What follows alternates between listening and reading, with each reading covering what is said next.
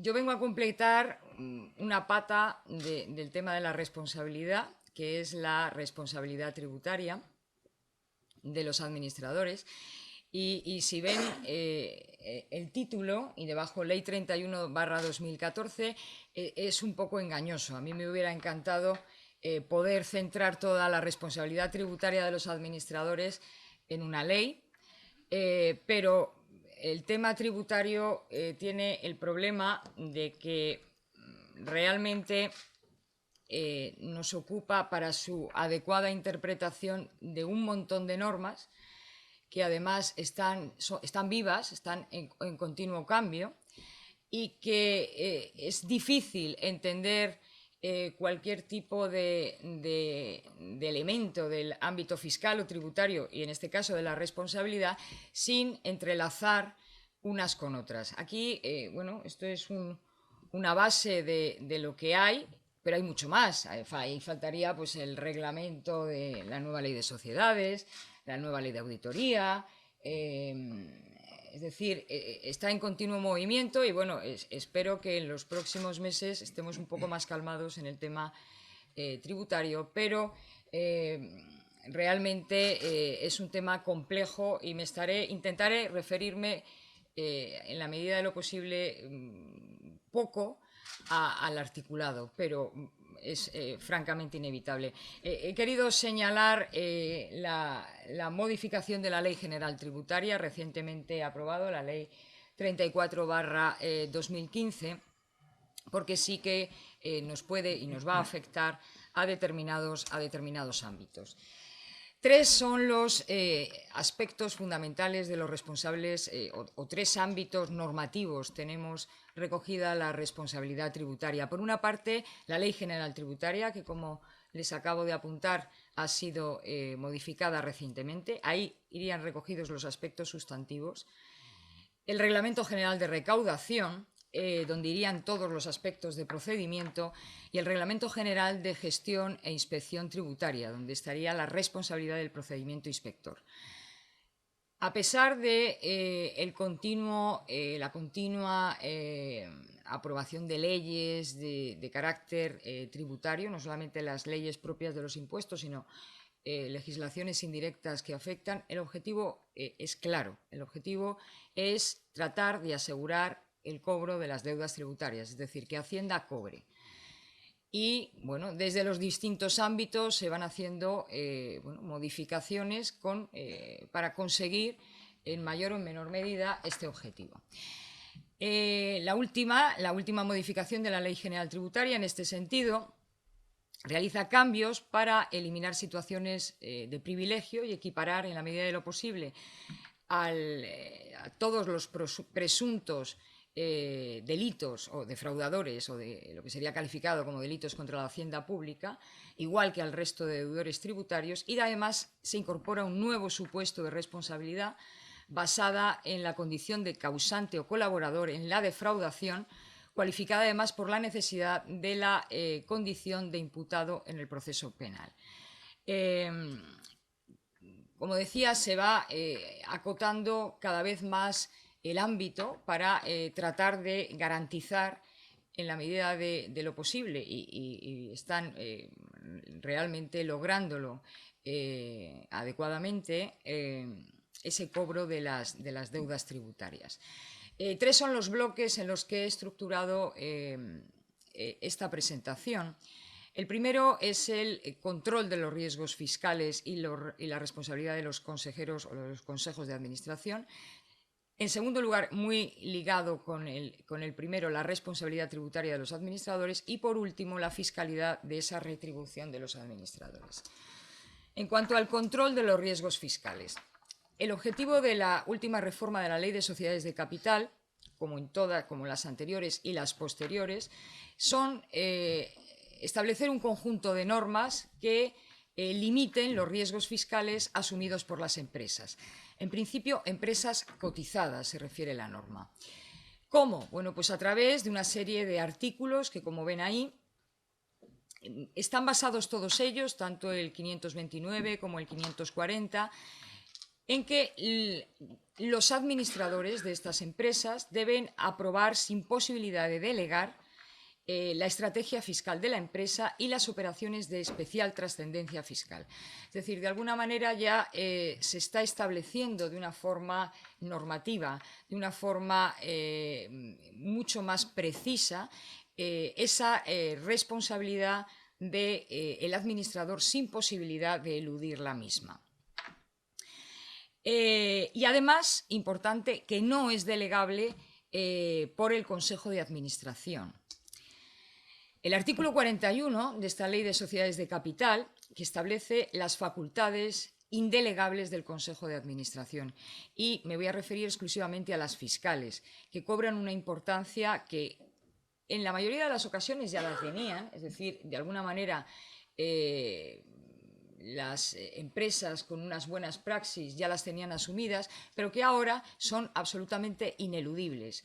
Determinación de la estrategia fiscal de la sociedad, una política de control y gestión de riesgos fiscales y supervisión de sistemas internos de información anual, aprobación de las operaciones que por su elevada cuantía o especiales características supongan un riesgo especial de carácter fiscal, la creación o toma de participación en entidades de propósito especial domiciliadas en paraísos fiscales, aprobación de operaciones previo informe de la Comisión de Auditoría con administradores y socios con una participación significativa o con personas vinculadas. Es decir, todas estas facultades que en principio y de una forma casi natural debían ser asumidas por los responsables, por los administradores de las entidades, ahora ya es de una forma expresa. Esa responsabilidad queda recogida en la ley y, por tanto, se está reforzando de una manera clara la responsabilidad tributaria de los consejeros y altos ejecutivos de estas empresas. Esto va en sintonía con la normativa que tenemos en nuestro entorno más próximo. Es decir, en la mayor parte de los países occidentales y con unos criterios de responsabilidad social corporativa y de controles y de supervisiones en el ámbito de las responsabilidades empresariales y de los administradores, ya tienen aprobadas y desde hace bastantes años medidas de este tipo.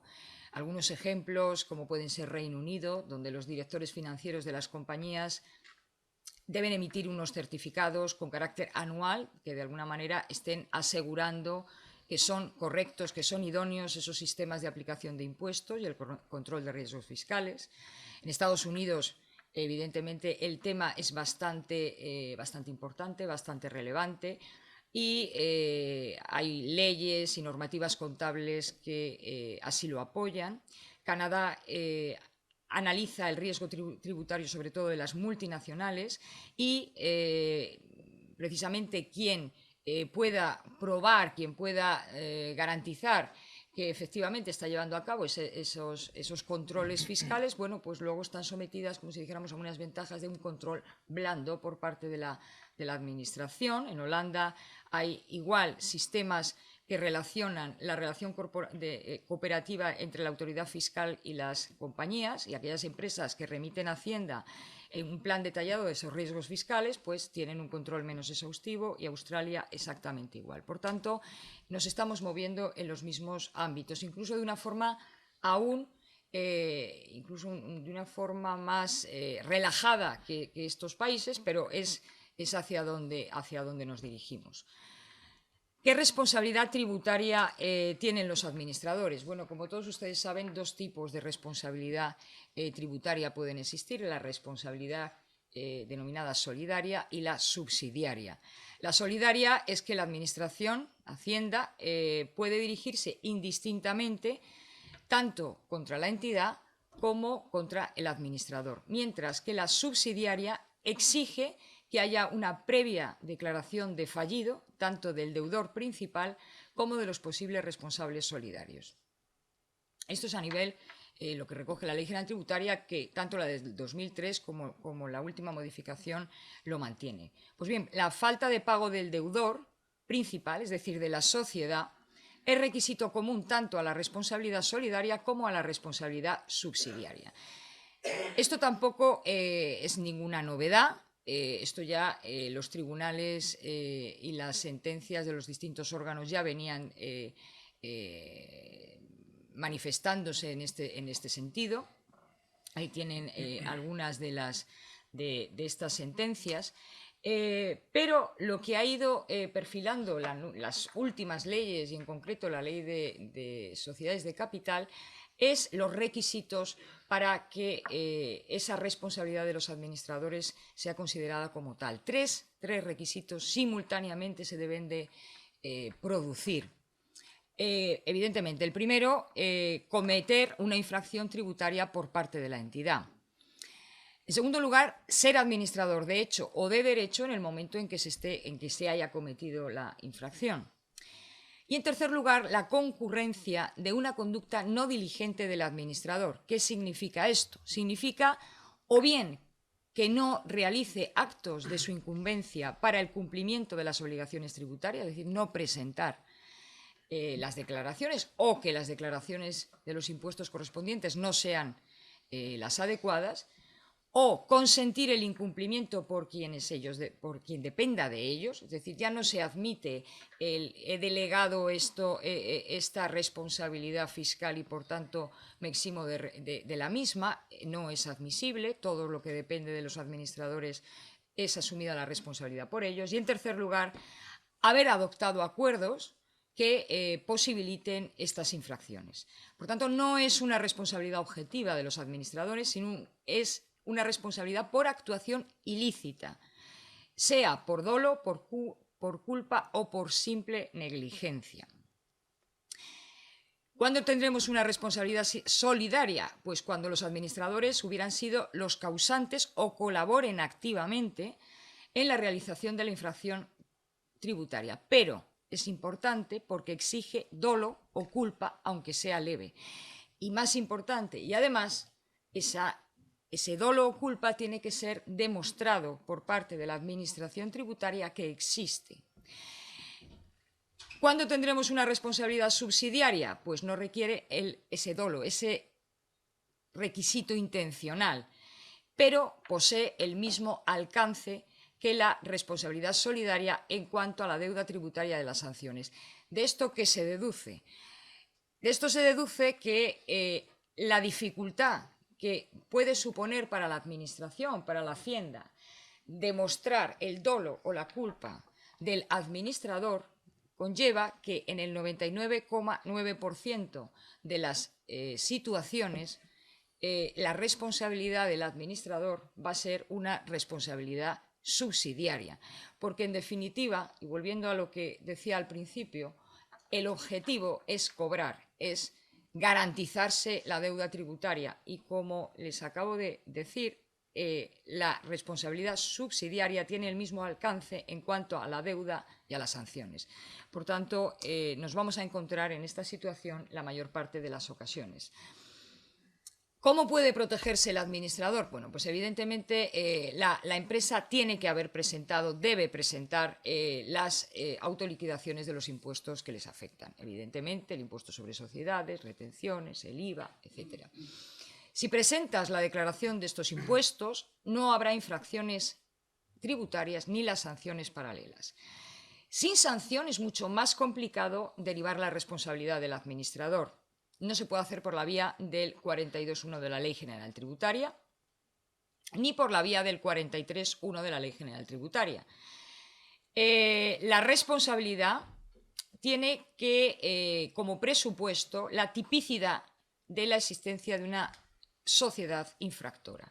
Entonces, ¿por dónde iría la vía para eludir o poder de alguna manera establecer esa responsabilidad? Pues a través del artículo 43.2 de la Ley General Tributaria, que viene modificado por una ley del 2012 de medidas contra el fraude fiscal, que exige para la existencia de la responsabilidad subsidiaria 5 requisitos. Y aquí, como se dice siempre, ¿no?, donde quien hace la ley hace la trampa. se exige que se cumplan estos 5 requisitos y, como verán, alguno es, bueno, relativamente sencillo y otro no tanto. Que el responsable ha de ser administrador de hecho o de derecho. No plantea ningún problema. La responsabilidad alcanza únicamente a tributos que deban repercutirse o a cantidades que hayan de retenerse, es decir, al IVA y a las retenciones. Perfecto. Ha de existir una continuidad en la actividad empresarial antes y después del impago. Relativamente es posible, no plantea también ningún problema. Cuarto, se requiere la presentación reiterada de autoliquidaciones sin ingreso en los estrictos términos de la normativa tributaria. Bueno, un poco más complejo, pero bueno, es relativamente posible su demostración. Pero el quinto establece, añade, ha de concurrir una voluntad o intención real de incumplimiento. Y aquí volvemos a lo que os decía antes. Es francamente complicado para la Administración demostrar esa voluntad o intención real de incumplir. ¿Esto en qué se traduce? Pues que al final este artículo 43.2, modificado por la Ley de Medidas contra el Fraude, es muy, muy difícil de llevarse a la práctica, porque ese quinto punto es complejo de demostrar. Reclamo, no yo solo, sino desde el ámbito legislativo, desde el ámbito tributario, mercantil, un poco de clarificar o de aunar las normativas en los distintos ámbitos del derecho. Veis ahí, yo he querido resaltarlo como una necesidad de replantear la jurisprudencia actual sobre la responsabilidad tributaria de los administradores por las diferencias entre la normativa mercantil y la normativa tributaria. Por ejemplo, la normativa mercantil establece el principio de responsabilidad diferenciada de aquellos atendiendo a las funciones atribuidas a los mismos. Perfecto. Pero la fiscal establece responsabilidad solidaria e igual para todos los miembros del órgano de administración. Entonces, ¿a qué atendemos? ¿Cómo puede ser que la norma tributaria atienda, no discrimine a todos los administradores por extender esta responsabilidad solidaria a todos, mientras que la norma mercantil, desde mi punto de vista más sensata, bueno, pues establece que cada uno puede tener una responsabilidad distinta, uno puede tenerla y otro no puede tenerla? Otra discrepancia importante, hay más, pero estas quizás sean las más relevantes. La normativa mercantil dice que cuando no exista consejero delegado se equipara el administrador de hecho o de derecho a los altos ejecutivos, o como llaman mis compañeros, a los CEO, a quien se les haya atribuido facultades en la más alta dirección. Aquí la normativa fiscal no ha llegado. Es decir, aquí no existe tal equiparación. Desde el punto de vista tributario no se habla de un CEO o de un alto administrativo, no se equipara. Pero claro, así como antes quizá la norma mercantil era más sensata, aquí es más peligrosa desde el punto de vista tributario. Y desde el punto de vista tributario siempre existe la tendencia del administrador, de la administración, de la Hacienda, de acogerse a aquello que de alguna manera le beneficia más, ¿no? Entonces, aunque no existe tal equiparación, la duda es, ¿llegará un momento o se podrá acoger a este criterio ampliado la administración tributaria y los tribunales? Bueno, pues se verá. Probablemente en este segundo ámbito acabará la normativa tributaria en la misma línea que la mercantil, porque volvemos al objetivo inicial, lo importante es el cobro de la deuda. Y por último, y brevemente, vamos a ver la tributación de las retribuciones de los administradores. Hay una serie de novedades fiscales recogidas en diferentes leyes que he querido destacar 3. Rebaja de retenciones de los rendimientos del trabajo, rebaja que En principio estaba contemplada, como ustedes saben, para su culminación en el 2016, pero bueno, luego a mitad de año de julio pues se ha hecho otra vez otra pequeña rebaja, un intermedio entre lo que estaba y lo que estará en principio a partir del 1 de enero del 2016.